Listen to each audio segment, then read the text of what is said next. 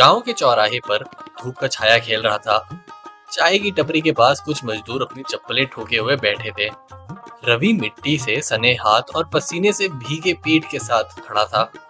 उसकी आंखों में पूरे दिन की थकान और जुबान पर एक मांग अटकी हुई थी। सामने लाला जी, भट्टे के मालिक, सफेद कुर्ते में लंबा गमछा लटकाए हुए तसल्ली से खड़े हुए थे। लाला जी, कोटा के हिसाब से मैंने थैलियों में ईंटें भर दी हैं। सुबह से लगा हुआ हूँ। अभी आधे घंटे पहले ही ट्रक भरवा के भेजा है। बस पैसे मिल जाएं तो घर चला जाऊं। पैसा चाहिए तो काम भी ठीक से होना चाहिए ना। अरे काम तो ठीक ही किया है, मिट्टी गीली थी, लेकिन मैंने ध्यान से बनाई है ईंटें। सारी गिन गिन के एक एक ठीक करी हैं। सब ठीक होता तो ड्राइवर फोन करके ना बताता। बोला 2 थैलियों की ईंटें क्रैक हैं, छोटे छोटे टुकड़े हो गए ईंटों के। उसने बोला उठाने में ही कोई दिक्कत थी, सारी ईंटें वरना टूटी ना होती। अरे वो सुबह की मिट्टी थी लाला जी, भारी बारिश के बाद चिपक गई थी। मैंने सब संभाल के ही डाला है, मुझसे गलती नहीं हुई। और मेरा कस्टमर संभालेगा क्या पैसे तेरे? नहीं ना, क्रैक तेरे हुए हैं पर नुकसान तो मुझे हुए हैं। अरे तो मैं क्या करूं? जो मैंने पूरे दिन झुक के काम किया है, पूरी 20 बोरियां ईंटें उठाई हैं, हाथ जला के, कमर तोड़ के, उसका हिसाब तू खुद दे दे। 2 थैलियां बेकार गई है, मतलब आधा पैसा कटेगा, सिंपल बात है। अरे पर मैंने तो पूरा कोटा किया है ना, साथ में थैलियां दी है। वो 2 अगर थोड़ी कमजोर थी तो बाकी तो सारी ठीक थी ना, उसमें मेरी क्या गलती? अभी मैं धंधा चलाता हूँ यहाँ पे, धंधे में थोड़ा या ज्यादा कुछ नहीं होता। या तो माल ठीक है या खराब। हर बार आप किसी ना किसी के पैसा काट लेते हो। अरे जिसके काम में दम होगा उसी को तो पूरा पैसा मिलेगा ना। जिसकी ईंट टूट जाए उसका क्या फायदा?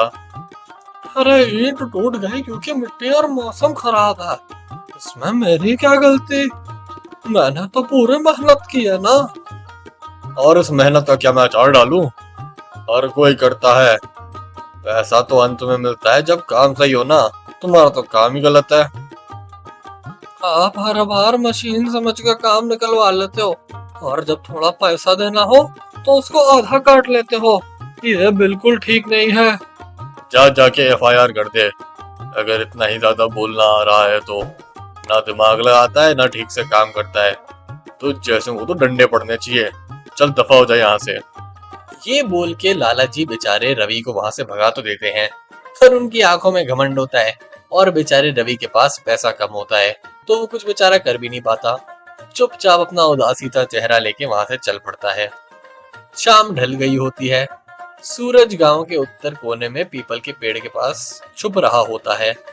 रवि झोपड़ी के बाहर टूटी चारपाई पर खड़ा होता है। पैर में मिट्टी होती है और कपड़े उसके पसीने से लथपथ होते हैं। घर के अंदर के चूल्हे का धुआं आ रहा होता है, लेकिन बेचारे रवि को उसके आधे पैसे मिलने के दुख से कोई नहीं रोक सकता। तभी उसका दोस्त गोलू आता है। गोलू थोड़ा अतरंगी होता है और रवि से बात करके उसका मूड ठीक करने की कोशिश करता है। रवि भाई, क्या हाल है? हाल वही पुराना है, आधा पैसों से आधा ही पेट भरा। अरे फिर कट गया? मतलब फिर तेरे पैसे काट दिए? हाँ बोला, 2 थैली में क्रैक था। अरे ये तो लाला जी का हर बार का है, मेरे साथ भी यही हुआ था पिछली होली पर। 3 दिन का पैसा काट लिया था। बोला ईंट का रंग अच्छा नहीं, जैसे हम चूना लगा के रंग भरते हो। अरे हर कोई मिलकर मेहनत करता है, मिट्टी मौसम हम लोग, पर पैसा बस वही ले जाते हैं, बेचारे हम गरीबों के पेट पे लात मार के।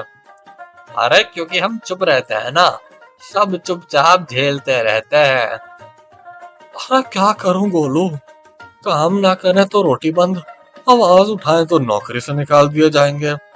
अरे पर आवाज किसी को तो उठानी पड़ेगी ना भाई। हर बार अगर तुम ही काम की बात करोगे और मार खा जाओगे तो कौन बताएगा कि गलती क्या है? और मैं अकेला क्या कर पाऊंगा? लाला जी तो वैसे भी किसी की बात नहीं सुनते। अरे तू अकेला नहीं है, मैं हूँ तेरे साथ, और तेरे जैसे हजारों हैं। लाला जी बहुत लोगों को ऐसे ही आधे पैसे देते हैं। बात किसी को तो शुरू करनी होगी ना, तू कर दे शुरू रवि। अगर मैं उनसे पूछूं तो क्या कोई मेरे साथ खड़ा होगा?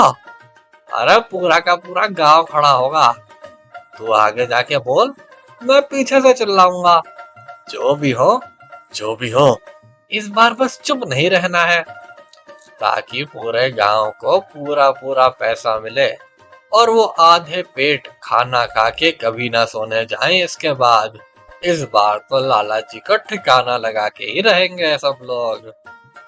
हाँ, फिर देखते हैं लाला जी का बड़ा सा भट्टा एक बड़ी आवाज से कैसे छुप पाता है। गोलू और रवि दोनों ही एक दूसरे की बात से सहमत होते हैं। आखिर किसी ना किसी को तो ये बात लानी ही पड़ेगी सामने कि कब तक चलेगा लाला जी का अत्याचार। पर यही बात क्या लाला जी मानेंगे? बेचारा गोलू अगले दिन एक कुएं के पास जाता है। काम तो उसके पास होता नहीं, तो वो सोचता है गांव में थोड़ा पानी ही निकाल दे। वहां उसे एक चबूतरे पर बैठे अम्मा कमली मिलती है, जो एक छोटी सी झोपड़ी में अकेली रहती है। उनके हाथों के रंग भी मिट्टी से भरा होता है, आंखों में थकान होती है और कहानी आगे बढ़ती है। रवि बेटा, तू भट्टे पे ही काम करता है ना? हाँ अम्मा, कल फिर से पैसे काट लिए मेरे। काटा ही जाता है बेटा, सबके पैसे का। मेरा भी कटा था सालों तक। आप भी भट्टी पे काम करते थे? लाला जी के बाप के जमाने में तब भी सिस्टम यही था, काम पूरा करो, पैसा आधा मिलेगा। कभी मिट्टी खराब, कभी सीमेंट में चूना, कभी हाथ की काम कमजोर, पर कभी किसी दिन पूरा पैसा नहीं मिला। तो फिर आप रुके क्यों नहीं? किसी ने कुछ लाला जी के पिताजी को बोला क्यों नहीं? कहीं और जाने का सवाल तो था नहीं बेटा, भट्टे का काम तो रोटी थी हमारी। बस एक बार तीज के दिन लाला जी की माँ ने एक शादी दे दी थी, बोली बोनस समझ के रख लो। सैलरी का तो कभी हिसाब मिला नहीं, और ऊपर से बोनस के पैसे भी एक ही दिन में दारू पे उड़ गए। और अम्मा, कभी किसी ने मिलके आवाज क्यों नहीं उठाई? आवाज उठाते तो थे, पर फिर लाला जी के पिताजी बोलते कि वो दूसरे गांव से लोगों को बुला लेंगे। उसी के डर से सारे लोग चुप हो जाते और वही कहानी बार बार खुद को दोहराती रहती। मुझे लगता था ये सिर्फ मेरे साथ होता है, पर मैं तो देख रहा हूँ ये पूरे गांव के साथ होता है। बेटा, ये सबके साथ होता है। हर जले हाथ, हर फूटी ईंट के पीछे एक कहानी छुपी है। मैं कुछ बदलना चाहता हूँ, पर डर भी लगता है। अगर बेटा तुझे डर लगता है तो ये सोच ले जो तू काम कर रहा है वो बिल्कुल सही है। जब तक डर का सामना नहीं करेगा तब तक तू सिर्फ ईंट ही उठाएगा, कभी इतिहास नहीं बदलेगा। आप मेरे साथ हो ना? मैं तो तेरे पीछे खड़ी हूँ, पर याद रख, लाला जी सिर्फ दोस्तों से नहीं, अपने पैसे से भी ताकतवर है, तो उनसे थोड़ा बच के रहियो बेटा। बस मैं तो तेरा भला ही चाहूंगी। बस आपका आशीर्वाद ही काफी है। अब देखो मैं कैसे उस लाला को सबक सिखाता हूँ। ये बोल के रवि का हौसला तो बढ़ जाता है, पर क्या वो लाला जी का सामना कर पाएगा? लाला जी के बारे में इतना जानने के बाद भी रवि को लगता है कि वो लाला जी को एक बार में बात समझा पाएगा, पर लाला जी भी एक बार में बात समझने वालों में से हैं कहाँ, जो वो ऐसी बात को आसानी से चलने देंगे। अगली सुबह गांव के चौक में सब्जी वाले के सामने जब बच्चे स्कूल जा रहे होते हैं और बड़े काम पे, बेचारा रवि वहां खड़ा होता है लाला जी को एक बार सबक सिखाने के लिए। जिस दिन रवि ने बोला होता है सबको आने के लिए, उसी दिन गोलू और कमली आंटी दोनों ही गायब होती हैं। सबने वादा तो किया था उसे आने का, पर आया कोई नहीं।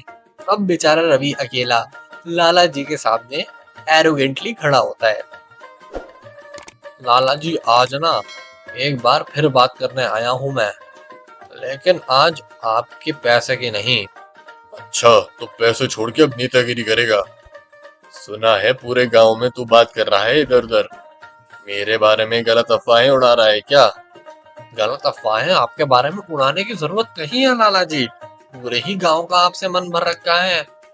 गर्मी का तापमान तो आपकी आदत देख के बढ़ रहा है। ईंट की भट्टी से ज्यादा तो आपको इंसाफ की जरूरत है। सीधे पॉइंट पे आ, क्या चाहता है तू? ज्यादा बदतमीजी से बात नहीं कर रहा आजकल।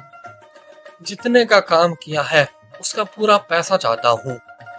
कोई और किसी से आधे पैसे में काम नहीं करवाता, और करवाता है तो उसे बेवकूफ माना जाता है। अभी तेरा काम आधा था, तू खुद मानता है कि 2 थैलियां फूटी हुई थी, पर बाकी की 18 थैलियां तो ठीक थी ना। अब सब ट्रक में भिजवा भी दी, कस्टमर से आपने पैसे भी ले लिया और मजदूर का काट दिया। तू मुझे सिखाएगा धंधा? तू मुझे बताएगा कैसे होता है काम? अबे तो सुन, क्लाइंट ने बोला था कि सारी ईंटें ही खराब थी। पहली 2 ईंटें तो बस ट्रेलर था। जितनी तूने 20 ईंटें बनाई थी, सारी की सारी कच्ची निकली और वो सारी हाथ में आते ही टूट गई। बता, इसका पैसा मुझे कौन देगा? अरे नहीं नहीं, ये कैसी बात कर रहे हो आप? वो तो मैंने ठीक से बनाई थी। क्या बात कर रहा है? क्लाइंट ने उस दिन कहा कि जिस दिन बारिश हो रही थी उस दिन पानी की एसिड ड्रेन हुई थी और एसिड ड्रेन से सारी की सारी ईंट एक बार में ही कुचली गई। बता, देगा तू उसका पैसा? अगर तू पैसे भरने को भी आया तो तेरा पूरा घर बिक जाएगा, पर मेरी जो इज्जत की धज्जियां उड़ी हैं वो तू कभी पूरी नहीं कर पाएगा। भर सकता है तू उसका पैसा? अरे लाला जी, मैं सिर्फ याद दिला रहा हूँ कि अरे बिजनेस इंसानों के बिना नहीं चल सकता। वही तो मेरी गलती है, तुझ जैसे इंसान को काम पे रख लिया। अगर तुझे उस दिन काम पे न रखता तो ना मेरी नाक कटती और मुझे पूरे पैसे भी मिलते। तो जैसे गांव वालों को तो गांव में ही रहना चाहिए, ज्यादा दिमाग नहीं लगाना चाहिए। अगर आप ऐसा ही करोगे तो मशीन इंसानों का काम ले जाएगी। अबे तो ले जाए ना, मुझे क्या मतलब है, मेरे पैसे तो बनते रहेंगे। सारे गांव वाले तुम एक जैसे ही हो, आधा काम करते हो और पूरा पैसा मांगते हो। भगवान करे एक दिन तुम सब पे ट्रक चढ़ जाए। ये बोल के लाला जी पूरे गांव को बद्दुआ देते हैं। अब काले जादू का पता नहीं, पर कुछ हाल ऐसा होता है कि लाला जी के ये बोलने के बाद पूरे गांव में एक डेडली प्लेग आता है और सारे के सारे लोग मर जाते हैं। ऐसे ही गांव का खात्मा हो जाता है और लाला जी हैंड्स इन ग्लव मस्त पैसे बनाते रहते हैं अगले गांव जाके, बिना उनका धंधा चौपट हुए।